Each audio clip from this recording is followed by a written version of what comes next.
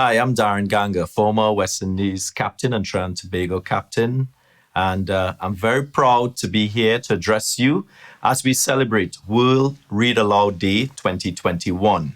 Today, I'm going to read a story for you from the book Step by Step, produced by Hodder Education. And the actual story is called That's Nathan. Now, you know I love cricket, and this story has a little bit to do with sport as well and cricket. So here we go. Everyone knew that Nathan had a bad temper. Little things made him cross. Big things made him cross. He was a cross person. One day the boys were playing cricket. I told you about my love and affinity for cricket. And playing cricket on the school field. Nathan was batting. Sam bowled to him. Nathan hit the ball hard. It rose high into the air and straight into the hands of Matthew, who was fielding.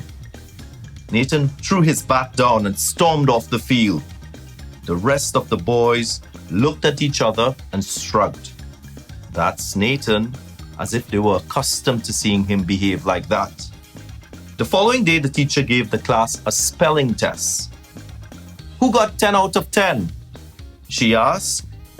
Matthew's hand shot up. Nathan glared at him. 9 out of 10, said the teacher. Nathan shakily put his hand in the air. The teacher looked at him as if disappointed. Not like you, Nathan, she said. You normally get full marks. Nathan did not speak to Matthew for the rest of the day. Matthew shrugged. That's Nathan. The next day, there was a new boy in class. The teacher asked him to stand at the front of the classroom and tell the rest of the children about himself.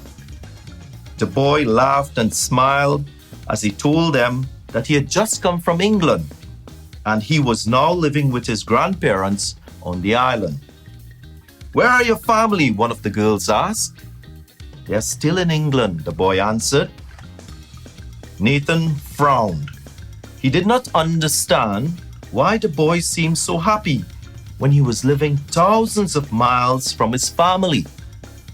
The boy beamed and chuckled his way through the rest of the day, and the class gathered around him as he told stories of his life in England. At the end of school, Nathan watched as the boy and Matthew walked home together. That evening, Nathan sat on the porch. It was growing dark. What are you doing out there? Asked his grandmother. Thinking, Nathan said quietly. His grandmother sat beside him. Tell me, she said. So Nathan told her about the new boy, how happy he seemed, how Matthew had walked home with him. I thought Matthew was your best friend, Grandma said. He was, he replied, but not now. Grandma looked into Nathan's eyes. You know why, don't you? She said. Nathan nodded. The next morning, Nathan walked into school with a smile firmly fixed on his face. Grandma's voice echoed in his head. You are hot-headed. Just try to take things in stride, Nathan, she had told him. He was determined not to lose his temper all day. It was hard, but he did it.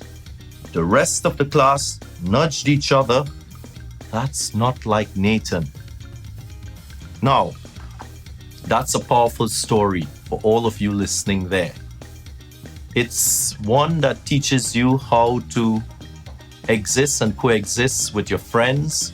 Many of us, we have challenges in all different aspects of life. But when you get an opportunity to be genuine and be honest with your peers and people around you and to take advice from your parents and your extended family, you have to welcome it as youngsters. And that, to me, was a very powerful story. And I just want to say special thanks for allowing me to address you today. Hope you enjoyed the story, and I look forward to seeing you sometime in the future.